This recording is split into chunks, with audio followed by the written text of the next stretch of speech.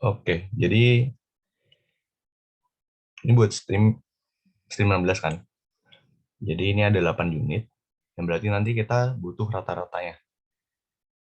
Nah, kalau buat ngitung rata-rata, normalnya kan kalian tinggal nambahin kan 161 tambah 162 tambah 168 sampai 168 dibagi 8 kan. Nah, tapi kalau udah dibikin per stem kayak gini, kalian bisa lebih apa?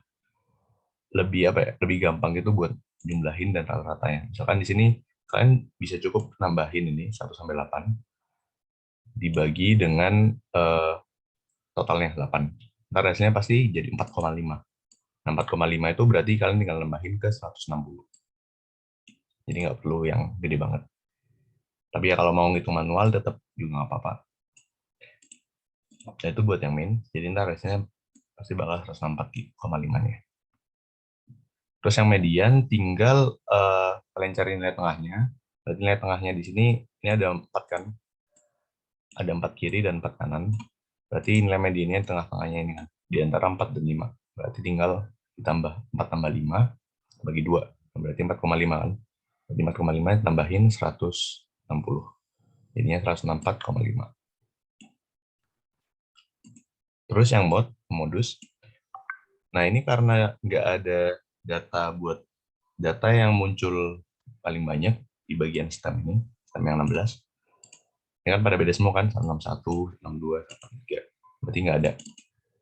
Kalau misal yang stem 15 ini berarti mode-nya yang 154 ini. Karena dia muncul 3 kali. Ini masih gampang lah ya. Nah, terus buat yang box plot. Jadi ini yang C ini disuruh pakai box plot kan. Ya.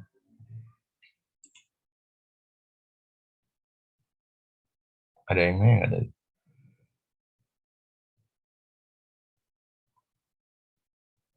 Kenapa itu laju di? Oke, lanjutnya. Mungkin kayak kebuka gitu mic-nya. Nah, buat yang C, ini buat construct box plot. Jadi box plot kemarin, kalau kita lihat di materi, kayaknya gue share screen aja.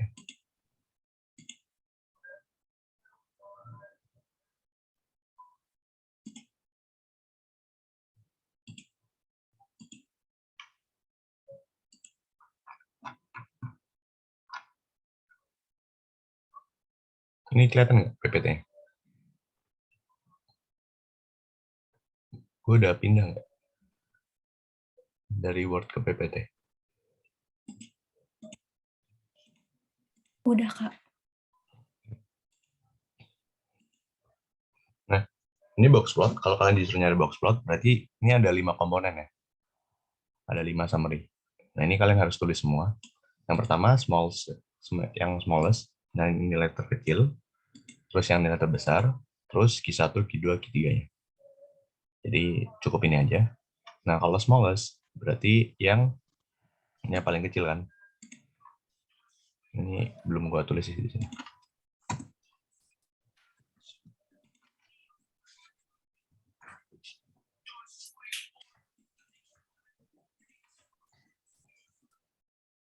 Berarti smallest-nya itu nilai terkecilnya ini kan yang paling kecil 147 ya. Terus yang terbesarnya berarti berapa yang terbesarnya?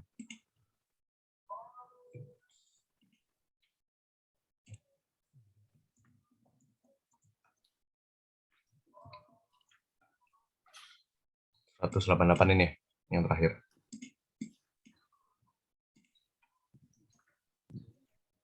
Nah, kalau udah tinggal kalian cari Q1 sampai Q3-nya. Nah, Q1 sampai Q3 rumusnya kan berarti berapa? N plus 1 ya. N plus 1 per 4 ya, kalau nggak salah. Iya nggak sih? Iya, yeah, ya benar. Nah, N plus 1 per 4 berarti N-nya kan 31 kan? Tambah 1 berarti 1. Berarti 132. 132 dibagi 4. Nah, berarti 132 bagi 4 sama dengan 8 kan? Berarti dia posisi ke-8 dari data yang tadi. Nah, kita tinggal cari posisi ke-8. Berarti berapa nih? 1, 2, 3, 4, 5, 6, 7, 8 ini kan. Yang 154. Berarti dia nilainya yang Q1 154. Kalau yang Q2 berarti berapa? Plus 1 per 2 ya? Berarti 32 kan? 32 bagi 2 berapa? 16 ya? Berarti posisi ke-16. Berarti dia sama dengan mana nih? Ini 10. Berarti ini 16 kan? 162 ini. Berarti Q2 162. Nah, Q3-nya berarti N plus 1. Berapa ya? 3 kali N plus 1 ya? Per 4. Berarti 32 kali 3 bagi 4. Berarti 24 ya? Dan nilai ke-24 dia sama dengan 171 ini. Ini. 171. Nah, sebenarnya kalau kalian jawab ini doang, itu udah benar. Karena ini summary-nya box plot. Tapi kalau bisa, kalian jawab juga yang sekalian yang IQR ini, interquartile-nya, sama yang lower limit, upper limit. Tapi kalau enggak juga nggak apa-apa. Nah, terus yang D, ini baru. Kalian disuruh nyari yang outlier kan. Nah, baru kalau kalian disuruh nyari outlier, maka kalian harus buat yang 3 ini. IQR, lower limit, sama upper limit. Dan berarti kalau IQR itu rumusnya berapa? Gue lupa. 1,5 kali berapa ya? Kalau enggak, IQR itu Q3 min Q1 kan? Kalau udah ngitung IQR, terus kalian bikin upper bound sama lower bound ya. Yang rumusnya ini kan. Nah, berarti pakai yang IQR dulu. IQR ini berarti Q3 min Q1. Sama dengan berapa tuh? 24 min 8 ya? Ini sih. Ya benar, 16. Harusnya 16 sih. Nah, lower limitnya baru masukin rumusnya tadi. Berarti ini oke, balik ya. Nah, ini upper bound-nya. Ini buat rumus upper bound. Yang lower limitnya berarti yang Q1. Berarti lower limitnya Q1-nya kan 8. 8 ditambah 1,5 kali 16.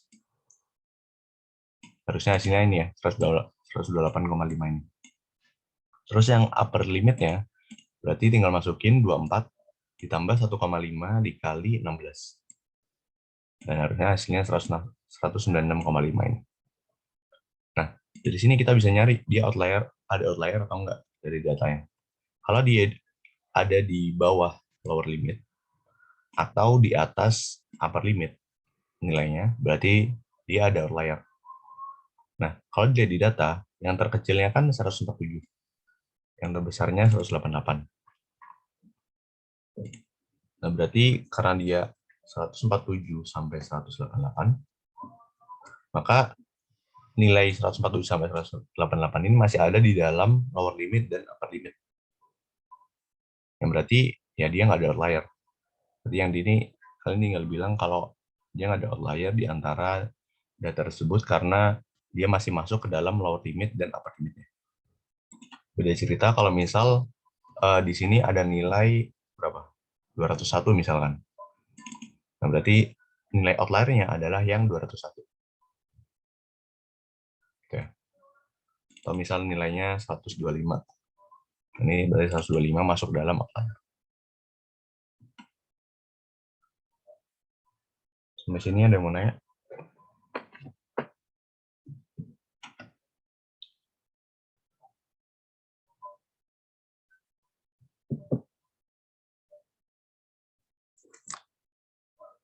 Oke,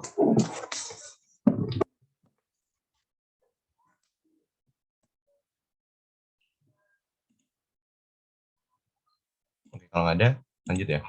Yang E ini tinggal ditambahin, kalian disuruh bikin shape of distribution-nya. Berarti kalau shape of distribution ini, kalian tinggal nyari apakah dia itu masuk ke positive skew, atau negative skew, atau yang normal distribution. Nah ini pakai yang materi yang ini kalau di BPT. Gimana ya? Di atas ya. Nah ini,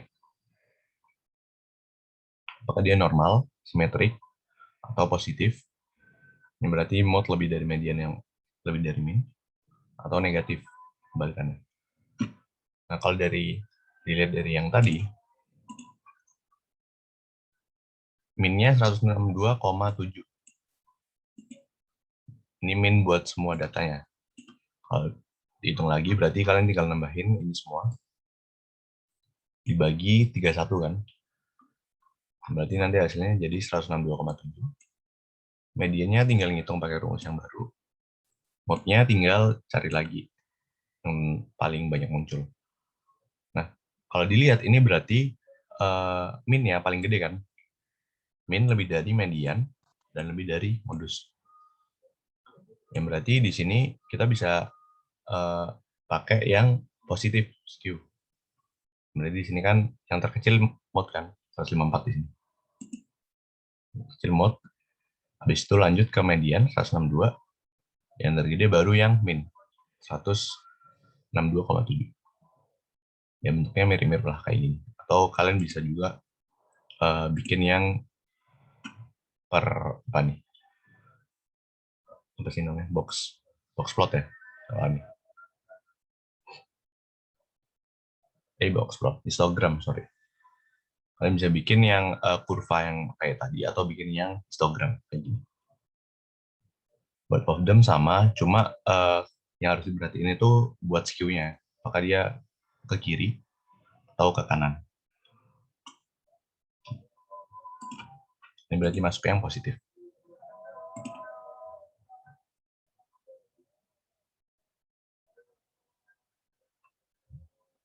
Oke. Itu buat yang nomor 1. Terus buat yang nomor 2, nah ini materi yang indeks. Ini kayak sebenarnya mirip banget sama latihan soal yang udah ada di PPT yang ketiga, PPT indeks. Ini kalian yang pertama disuruh cari yang missing information. Berarti missing information kan ini kan CPI 15-16 sama inflasi 17 sampai 19. Terus yang B, kalian disuruh nyari average annual inflation dari 6 tahun ini. Yang C, ini kalian disuruh range real wage-nya dari 6 tahun terakhir ini based on price yang 17. Terus yang C baru nyari CPI-nya dengan base year yang berubah. Ini kita ini sebenarnya udah ada jawabannya. Tapi kita kerjain langsung aja di Excel.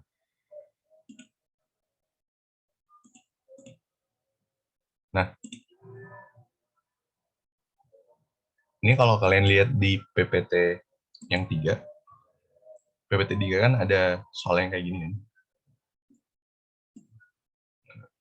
Nah, ini mirip banget karena di sini udah ada CPI, inflation, real wage, dan udah ada yang kosong-kosong gitu. Jadi kan tinggal niru aja aslinya. Nah, kalau dari soal di sini kan yang kosong kita kerjain dulu yang CPI. CPI 15 sama 16. Berarti di sini buat ngitung CPI 15 dan 16, maka rumus CPI kan ini kan. Yaitu ini rumus inflasi ini.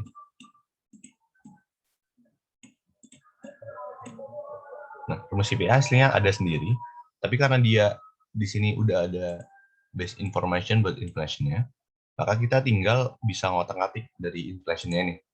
Nah, berarti ini kalau nyari inflasi 2015, berarti kan CPI-T, berarti CPI 15, dikurangin CPI 2014 kan, T-1, dibagi dengan CPI T-1 juga, yang berarti 2014 juga. Kalau udah, berarti di sini I 2015 kan dia 8 kan ini. 8% ini. 8% sama dengan CPI 2015, berarti CPI 2015-nya kan kosong kan. Kita anggap dia X. Dikurangin dengan CPI 2014. 2014-nya kan 116, dibagi 116 juga. Nah, kalau udah tinggal diotak-atik. 116-nya kan bisa ke kanan kan? Bisa ke kiri, di substitusi. Berarti dia kali kan. 8% kali 116, habis itu ditambah 116-nya sendiri. Dan di sini kita tinggal ngitung. Ini pakai Excel juga bisa. Berarti kita tinggal masukin aja 8%. Berarti 0,08 ya. Dikali 116 ditambah 116. Ini berarti 125,28. Ini biasanya salahnya 8%-nya ini nggak dibagi 100. Jadi kalian tinggal tulis 8 gitu misalkan. Nah kalau gini jadinya hasilnya aneh. 1044 ini. Jadi hati-hati ya. Nah next, berarti yang 16 hasilnya juga sama. Ini berarti yang 9% dikali yang 125 kan, 0,28 bagi 125,28. Ini kayak nyesuaiin aja. Berarti 9% dikali 125,28 dibagi, kan bisa dipakai sama aja lah ya sih. Gini ya.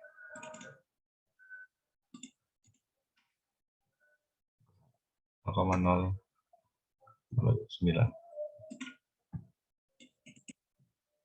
Oh sorry, ini harus dikali 100 ya.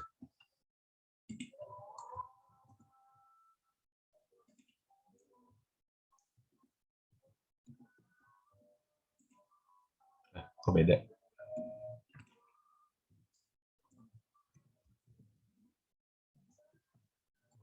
9 kali.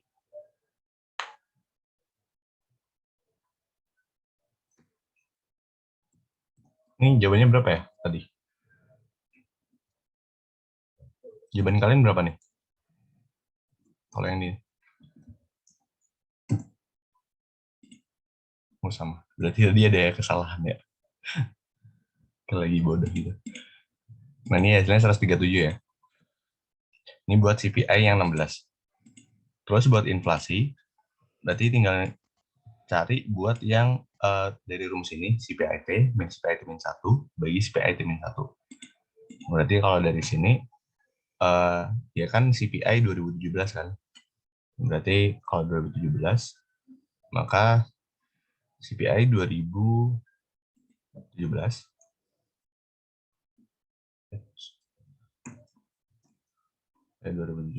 dikurangin CPI T-1 137 kan, dibagi dengan CPI T-1 ya, ada perbedaan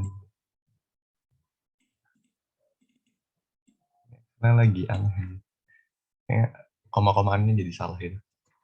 Kalau itu manual harusnya jadi 0 gitu. Lagi 137 ya, ini 0 juga. Berapa sih? Ini kali 100.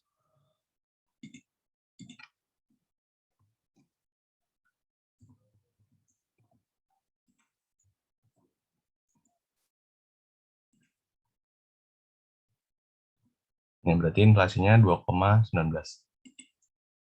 Nah, terus kalau ngitung yang selanjutnya, tinggal miripin aja.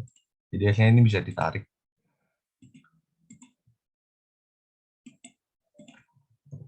Ini kayak min 140 dibagi yang 140 kan. Ini dikali dengan 100. 6. 6 koma lah ya. Yang 7 ini tinggal miripin kan. Ya, hasilnya bisa tarik ke bawah gitu. Nah, ini buat yang inflasi ya. Ini hasilnya inflasinya ada dikali 100-nya gitu. Kali 100%.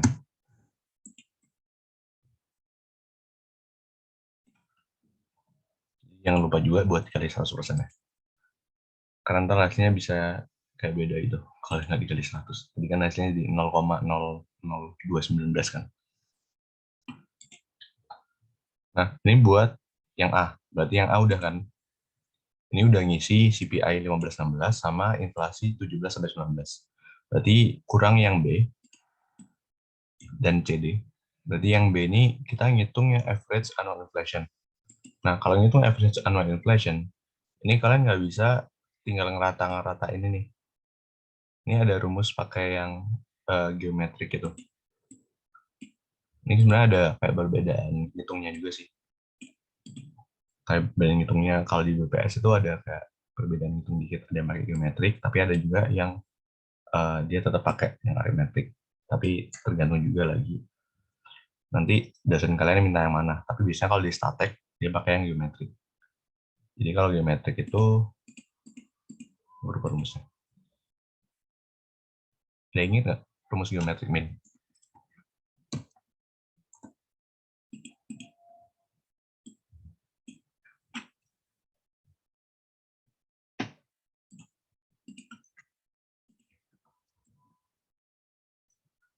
Oh, ini ya.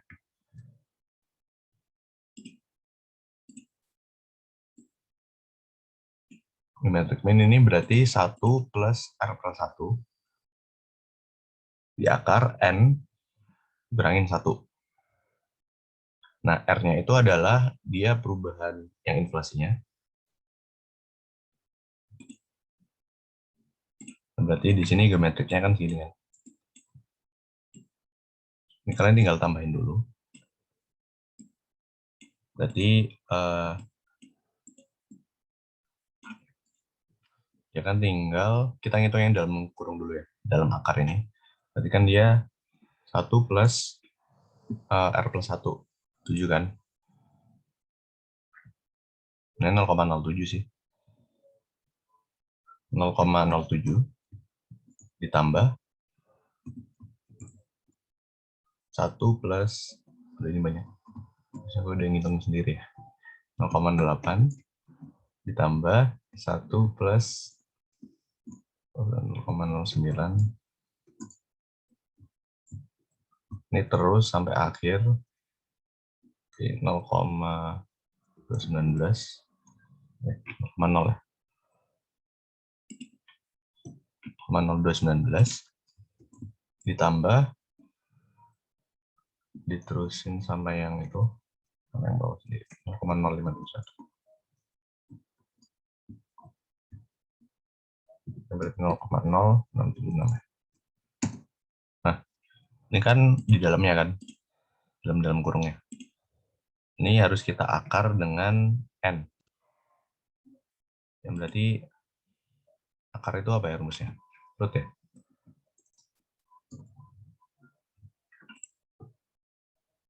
Rumus akar di Excel apa ya? Gue lupa anjir.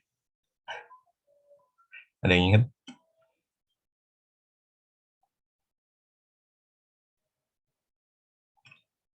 Yaudah, ini nggak usah dikali. Ini kan tinggal pangkat 1/6 kan.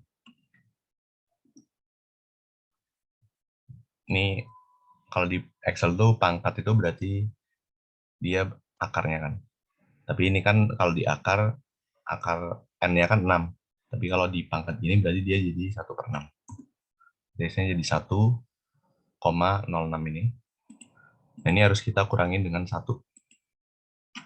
Berarti 1,06 ini dikurangi dengan 1. Hasilnya 0,0644 ini kan. Ini berarti kita jadiin jadi persen. Berarti hasilnya jadi 6,44%. Bukan 64 ya. Kita ganti ini. Ya. Jadi ini 6,44%.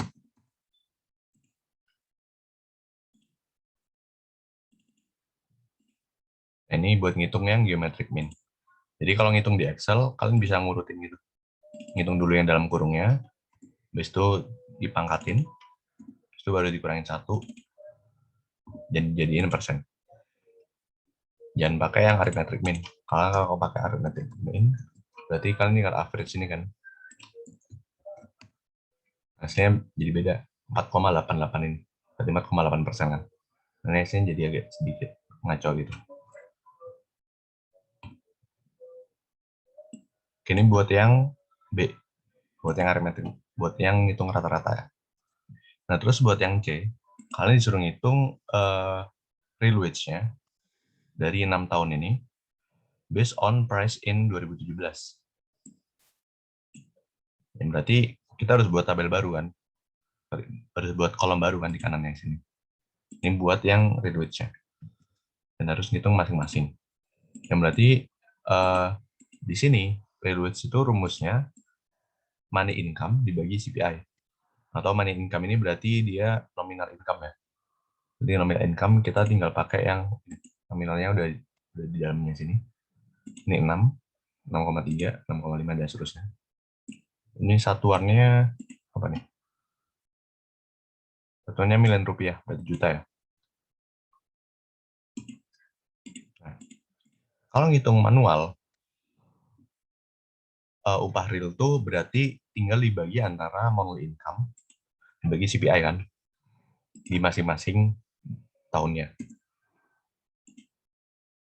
Dan dikali 100 sih. Nah, ini normalnya kayak gini. Jadi nominal income dibagi CPI kali 100. Tapi karena di sini dia harus berdasarkan harga 2017, maka ini harus kita ganti. Berarti misalkan di sini yang 2015 ya. Berarti money income yang 2015 kita bagi berdasarkan harga yang di tahun 2017. Berarti 2017 kan ini kan 140. Jadi semuanya harus kita bagi dengan 140 ini. Kali 100 ya. Nah, ini Excel gue pakai titik gitu komanya. Jadi harus gini dulu. Ini hati juga ya. Excel kalian ada formatnya gitu. Ntar biasanya kalau koma itu dalam titik. Kalau dia apa namanya ribuan itu berarti pakai koma. Jadi kayak kebalikannya. Dan ada ngatur formatnya juga sih. Nah, berarti yang di sini kita tinggal pakai yang pembagian CPI 2017 semua. Nah, ini kita tinggal pakai yang dolar. Jadi rumusnya kalau di dolar ini berarti dia jadi tetap gitu. Kekunci. Jadi kekunci buat C 2017, C dengan row 7, ini kayak kekunci.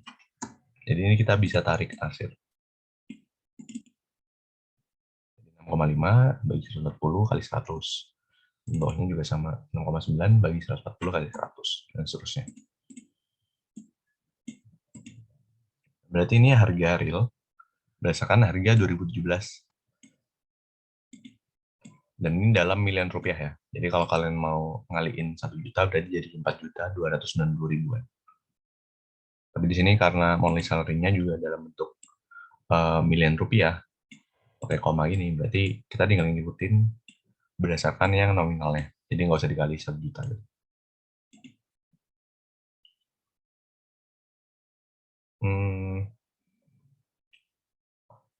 Nah, kalau jawab di soal,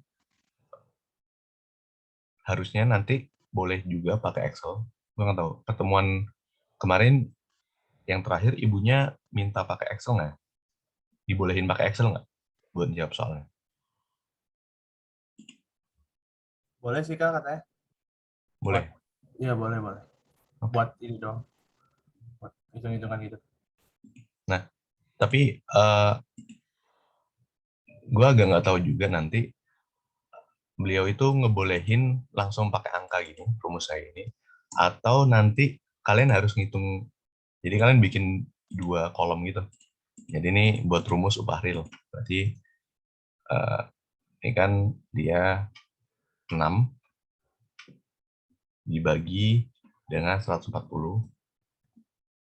dalam kurungan. dikali 100. Nah, kalian harus bikin rumusnya kolom baru buat rumusnya gini, atau enggak. Jadi, gue nggak tahu gituannya, tapi kalau bisa nanti pakai ginian ya.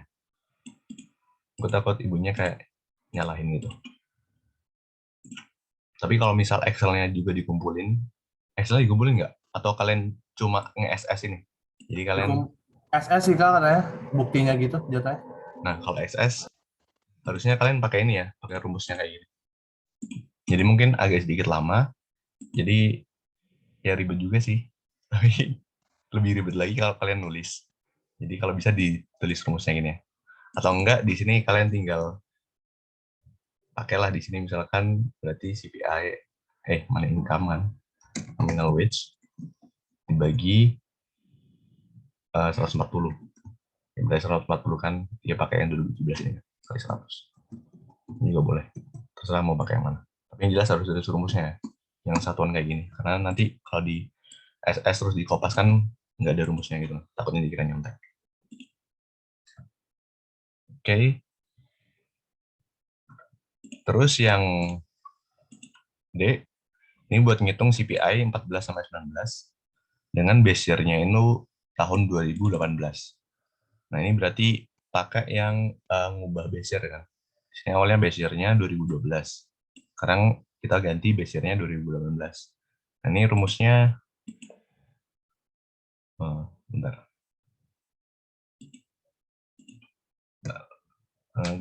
Lama bagi baru atau baru bagi lama ya? Ingin nggak? CPI baru bagi lama. Ya, udah hitung dulu ya. Ini anggap aja ini yang CPI lama dibagi baru. Berarti yang baru kan 2018 kan? Kali 100. Oh iya benar. Berarti rumusnya yang baru. Buat ngitung yang baru, itu CPI lama dibagi CPI baru kali 100 ya. Ntar hasilnya jadi 78,38 ini. Terus yang 2015, ini langsung aja lah. CPI lama bagi CPI baru kali 100. Ini CPI barunya, tinggal dikunci lagi. Berarti ini pakai dolar ya. Kalau mau kunci FN F4. Jadi klik FN terus F4. Itu ntar jadi bentuknya dolar gini barengan. Tapi kalau mau manual juga nggak apa-apa sih. Tulisnya satu-satu. Dolar kiri dan dolar kanan. Tinggal ditarik. Nah, ini hasilnya sama. 105,8 bagi 148. Dan ini 137 bagi 148. Dan seterusnya.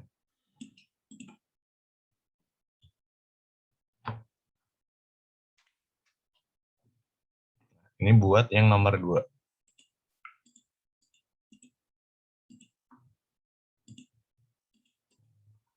Mau nanya sama sini?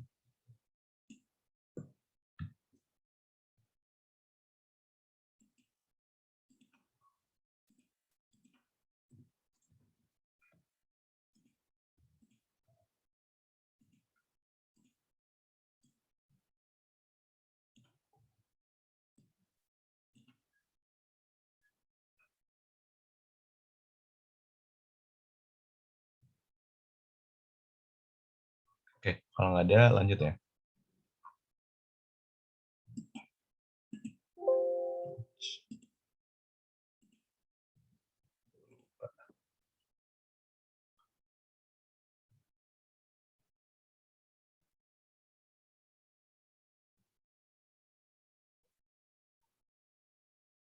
Bentar ya.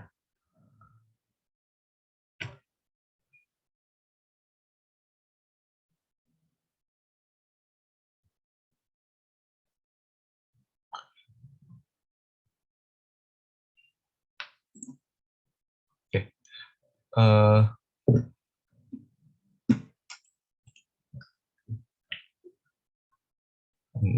apa nih? Jadi assume that ini kan yang intro probability kan. Ini mirip banget kayak yang sebelumnya. Ini tentang yang swab test. Dan yang pertanyaan pertama, kalian disuruh buat tree diagramnya. Dari all possible outcome after selecting a suspect dan testingnya. Nah, berarti kalian bikinnya kan ada dua kan. Yang berarti outcome yang pertama itu adalah berdasarkan apakah dia kena COVID atau enggak. Dan di masing-masingnya ini kena COVID atau enggak, dia itu testingnya apakah dia itu either positif or negatif. Ntar diagramnya di kayak gini kan. So, testing bagi dua, had COVID or not, dan masing-masingnya ada tes positif dan negatifnya. Ini apa sih pakai P? Pakai B ya. Stop. Nah, dan kalau bisa di masing-masingnya itu setiap bikin percabangan kayak gini, ini kalian bikin persentasenya langsung. Jadi kalau dari sini rumusnya dari ini kan, assume that 2% of population dia infected by COVID. Berarti 2% populasinya kena COVID. Berarti 2%-nya kena COVID. Sisanya yang nggak kena COVID berarti ada 98%. Ini kali ya sisanya gitu kan. Nah, terus informasi selanjutnya, it is also assumed that apa nih? Those who are infected, berarti yang mereka positif, yang mereka terinfeksi, mereka swab test dan 99%-nya itu positif. Yang berarti dari yang terinfeksi itu 99%-nya positif. Jadi ini kan tinggal 99% dia tes positif. Berarti sisanya tinggal 1% kan. Nah, next. Di sini juga dibilang kalau apa nih? Ini kan angkanya lagi. Let's suppose that given that, nah ini dari yang nggak terinfeksi COVID, ada 3% chance yang dari swab itu return to positif. Berarti ini 3% dari yang terinfeksi, yang tidak terinfeksi COVID, itu swab testnya positif. Jadi dari COVID, berarti dia tesnya positif. Berarti sisanya 97% kan. Jadi tinggal bolak-balik itu. Mostly soal ceritanya itu pasti cuma ada satu, apa ya, cuma ada satu informasi doang, dan sisanya itu tinggal kalian kurangin dengan 100%. Jadi tadi kan 2%, berarti sisanya 98. Tadi terus 99%, sisanya 1. Gitu terus ya. Tapi kadang ada juga soal yang dia tuh perjabangannya banyak. Jadi misalnya ini perjabangannya ada 3. Had COVID, didn't COVID, sama yang misalkan apa ya, dia ada gejala gitulah, anggap aja. Ada 3. Dan masing-masingnya itu ada 3 lagi perjabangannya. Ada tes positif, negatif, sama apalah satunya. Nah itu ntar harus kalian hati-hati lagi ya. Karena kadang kalau soalnya agak sial gitu, buat bikin tree diagramnya tuh agak susah sedikit. Tapi kalau misal 2 gini, ya masih bisa. Ini kan kemarin juga udah ada soal latihannya kan. Udah ada 2 soal yang mirip kayak gini. Nah, ini buat yang A. Jadi yang A itu tinggal kalian gambar tree diagramnya. Terus yang B, oh iya, BTW gue udah bilang ya. Udah bilang belum ya? Ini tugas yang ini tuh dari soal yang 1920 tahun lalu. Jadi ini soal yang UTS yang aslinya. Ini tinggal gue ganti aja. Jadi harusnya yang tahun ini itu nggak jauh-jauh beda ya. Tapi ada probability nanti dia bakal lebih susah gitu buat intro probability. Nah, terus yang B, calculate buat probability that the suspect doesn't have COVID-19. Berarti kalau dari yang pre-diagram ini, suspect dia didn't have COVID. Dia di swab, terus dia ternyata nggak punya COVID. Berarti tinggal pakai ini kan, 98% ini. Ada from given information, from randomly selected suspect, berarti P doesn't have COVID-19. Nah, berarti dia 98% atau 0,98. Nah, terus yang C, eh, dia diberikan apa nih? Berapa probability suspect had test positive given that the suspect doesn't have COVID-19. Berarti dia positif, tapi dia doesn't have COVID-19. Berarti ini kan, ini ada drawnya nggak sih? Nah, ini kan positif dan dia punya uh, doesn't have ya. Maaf. Ini ya berarti. Ini ya. Berarti 98% sama 3% nih. Nah, kalau udah kayak gini berarti tinggal kalian kaliin aja. Berarti tinggal kaliin 0,98 dikali 0,03. Hasilnya berarti 0,0, ini kan 298 ini.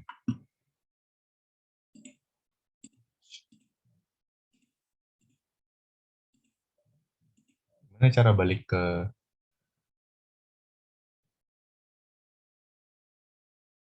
mana sih?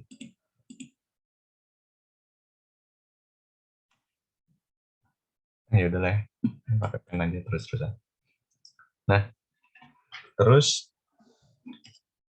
yang E, suppose that the suspect had test negatif. Berapa probability suspeknya itu terkena COVID? Dan berarti dia suspek had test negatif. Dan terus kalian disuruh nyari apakah dia had COVID-19 atau enggak. Seperti yang ini kan. Nah, kalau kayak gini, kalian harus pakai rumus yang Bayes theorem. Bayes theorem kan berarti ini kan, dia does have COVID dan dia tes negatif. Pakai yang given ini.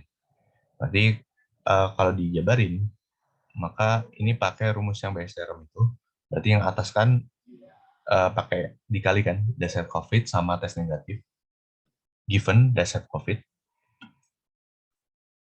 Jadi ada dua gitu. Dibagi dengan dia probability punya COVID dikali P tes negatif given does have COVID. Jadi dia punya COVID, tapi dia tesnya itu negatif. Berarti yang ini juga harus dijabarin gitu semuanya. Ini juga sama ditambah dengan P doesn't have COVID dan P yang tes negatif. Nah ini kalau udah tinggal masukin angkanya. Di sini kan 0,02 di sini. Ini berarti yang P does have COVID. Ini kan 2%. Dikali P tes negatif dan dia does have COVID. Ini kan negatif dan punya COVID 1%. Dibagi dengan 2%. 2% di sini berarti dia yang terkena COVID 2% kan. Dikali dengan 0,01. 0,01-nya berarti dia yang tes negatif. Ditambah 0,98 kali 0,97. Nah, ini berarti ini ya, didn't have COVID sama tes negatif.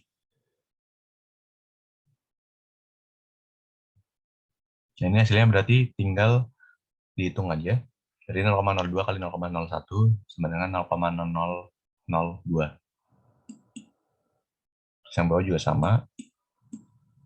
Dari situ hasil akhirnya berarti jadi 0,00021. Ada yang benar nggak? Atau ada yang salah?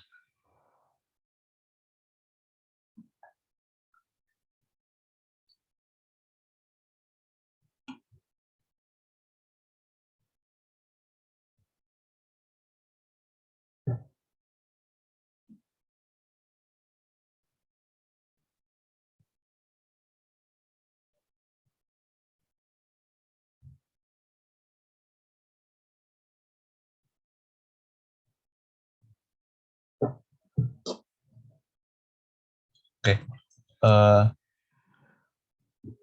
sampai sini ada yang mau nanya?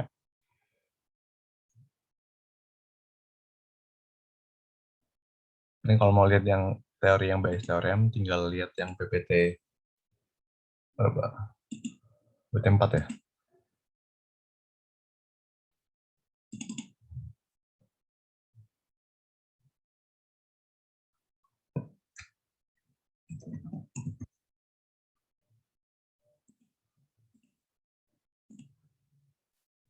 Nih, itu tadi pakai rumus yang ini, yang hijau ini.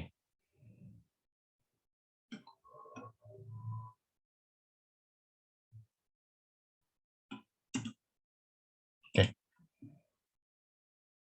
kalau nggak ada, ini lanjut yang nomor 4. Nah, oke, ini sebenarnya yang binomial probability ini kayak ya udah gitu sih. Cuma ini gue lupa bikin PPT-nya. Jadi harusnya itu eh gue bikin at least bikin PPT-nya gitu kan. Tapi kayaknya kemarin ibunya juga udah sangat jelas gitu. Jadi ini kalian cukup belajar yang probability binomial ini dari soalnya aja juga bisa. Ini nanti kalau misal lihat di soal eh, di draft itu ada, bentar,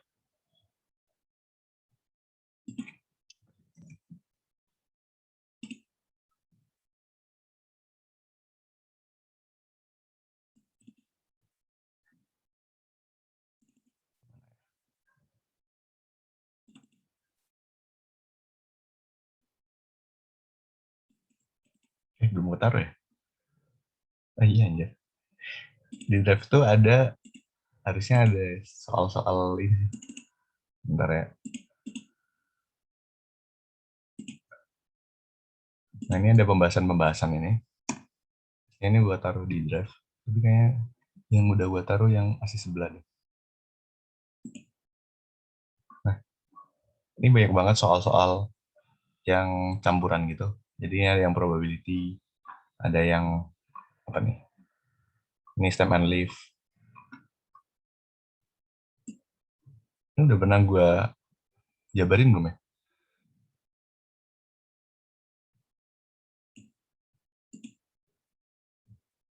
Ini juga ada pembahasan. Udah pernah gue kasih belum ya? Atau udah pernah gue kirim ke grup itu?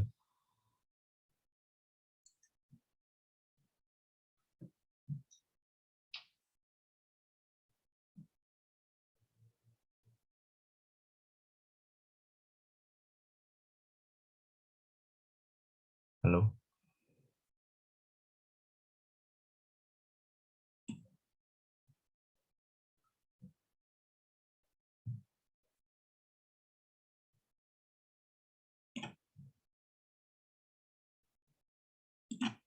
Bentar.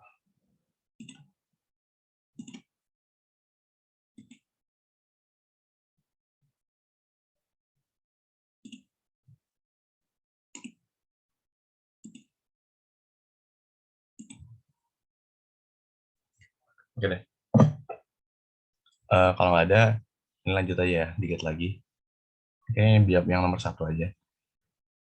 Jadi ini yang tentang binomial probability. Jadi ntar itu bagi dua, binomial sama multinomial kalau nggak salah. Nah, yang binomial itu, eh, dia itu intinya adalah dia ada dua possibilities. Jadi kalau dari soal, ini possibilitiesnya itu apakah si archer ini dia shoot at the target or not. Ya berarti not kan dia missing kan, missing the targetnya. Nah, ini berarti karena probability-nya cuma ada dua, possibility targetnya itu cuma ada dua, maka ini yang bisa jadi salah satu ciri buat binomial probability. B kan dia dua kan, berarti binomial dia cuma ada dua possibility. Terus kenapa lagi ciri-cirinya binomial ini? Dia adalah yang independen. Jadi independen ini berarti maksudnya setiap trial dia di sini Ya kan ini ada trialnya kan. Setiap trial, apakah dia probability-nya itu hitting the target or not. Yang berarti dia itu setiap dia diulangin, repeated, probability-nya itu tetap sama. Atau dia independen. Atau bahasa lainnya, dia itu nggak dependen atau nggak saling mempengaruhi satu sama lain. Karena ini terpisah kan, hitting the target or not. Nah, berarti ini yang namanya, dia dinamakan binomial. Jadi, ini kalau kalian disuruh nyari, can you explain why this is binomial probability? Assuming A shots are taken. Ini berarti yang namanya binomial. Kalian coba pakai dua ciri ini aja. Tapi sebenarnya ada beberapa lagi sih. Cuma yang utamanya itu ini.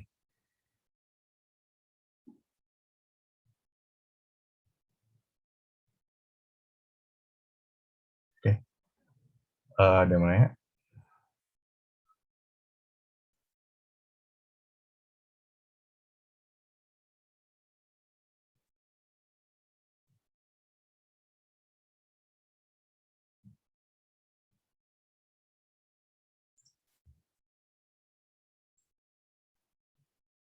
Oke, kalau nggak ada, lanjut dikit ya.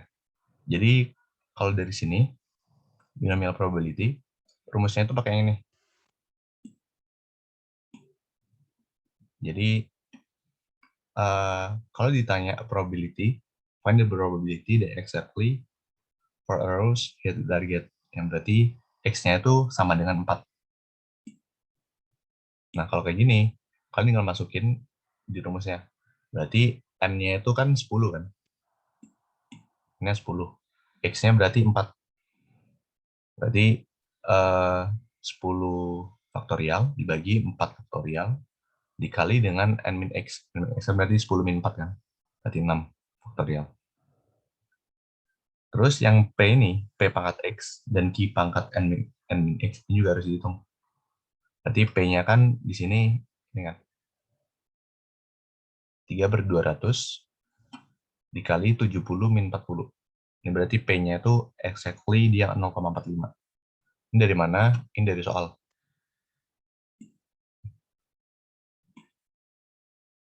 Jadi ini tinggal ngitung. Jadi ntar dikali 0,45 dipangkatin X. X-nya kan 4. Dikali Q pangkat N min X. Berarti ntar hasilnya jadi 23,84%.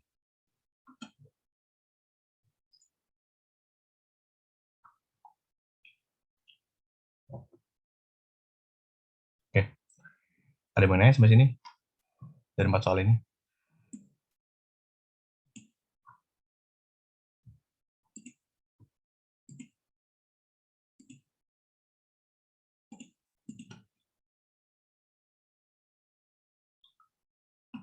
Oke.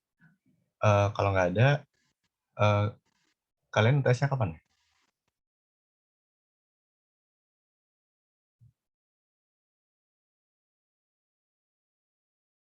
Halo?